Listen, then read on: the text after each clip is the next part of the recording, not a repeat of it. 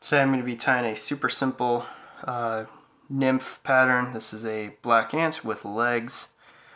It's kind of like the Tightline Productions dry fly ant, same dubbing technique, except instead of the hackle, we're going to be using crystal flash for the legs. So the materials, we'll be using 72 denier black thread, some micro fine dry fly dubbing in black. You can also use antron, and then some crystal flash for the legs. So we're going to start a thread right behind the eye, cut off the tag. We're going to create a little layer going all the way to the bend of the hook. And you're going to bring your thread back up to the eye. And when dubbing this fly, kind of takes some practice to know how much to put on. I'd say about 1 inch long, and definitely add the smallest amount you can, and then just work your way up to figure out how much you should put on.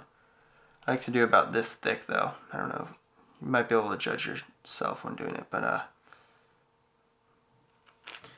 1 inch long and that thick. Make sure it's really tight to the thread.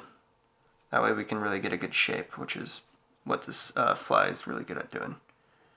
So we're going to make the head or front thorax about a hook eye or two in length. You can create a nice little ball and really make it kind of round. If it doesn't look round enough, add a little, like I just did, add a little bit more of the dubbing to make it round.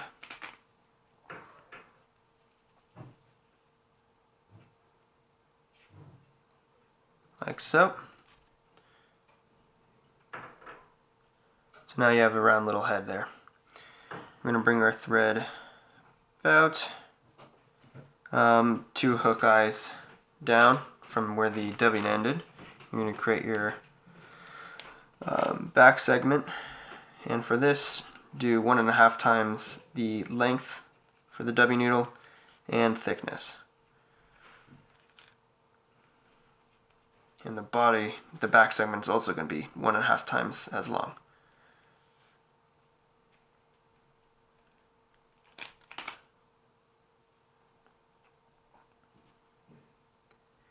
And this is going to be more of a football shape than round.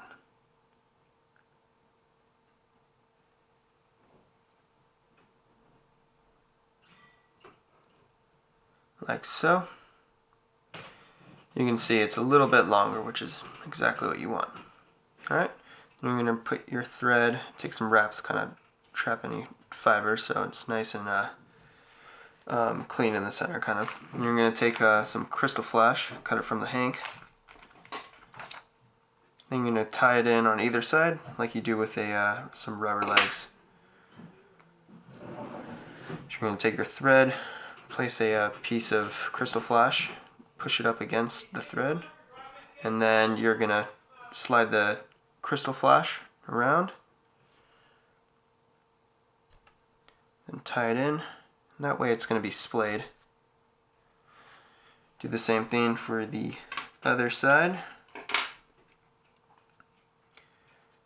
and then this pattern will basically be done. Very fast pattern.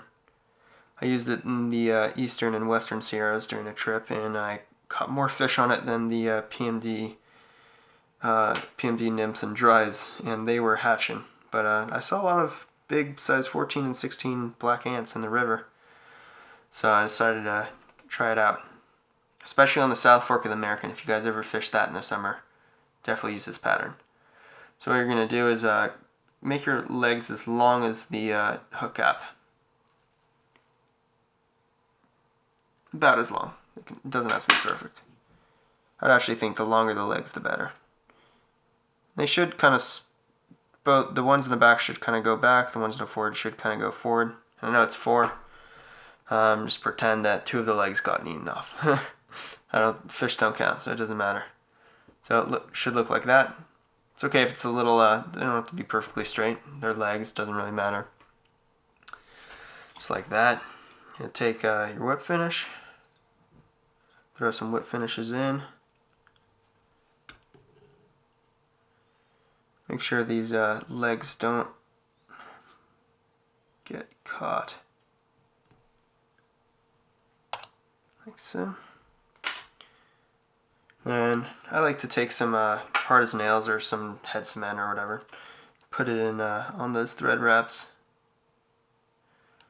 because this pattern does get torn up a lot. So yeah, there you go, little black ant.